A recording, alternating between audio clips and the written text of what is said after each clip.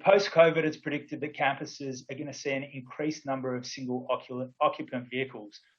And we've found by surveying students that up to about 39% of them, of drivers that are actually coming to campus, they tend to park in the same place every single time.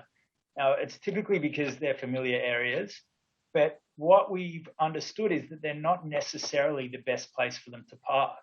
So a recurring theme that we see is that the most popular lots and garages at universities tend to quickly hit 100% capacity at peak times. The technology solutions are typically disjointed and they don't work together in harmony. You know, most universities have vendors for parking needs.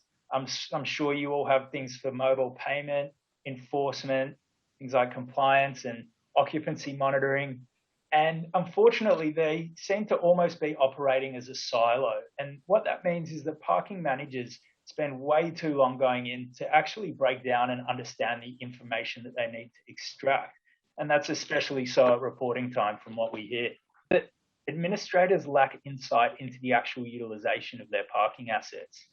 So many of the universities that we've spoken with, they're unsure whether the parking allocations on campus are actually optimized to best serve the daily visitors to campus.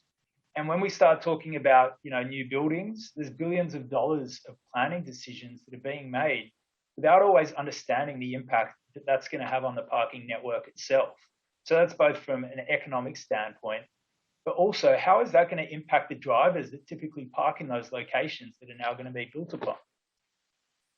So what is the first step towards addressing these issues? Well, today we're going to talk about the concept of digitizing parking on campus. It is a modern concept. It's probably one that you're perhaps not all familiar with, but it's one that can easily and inexpensively begin to help solve, some of those challenges that I've just mentioned.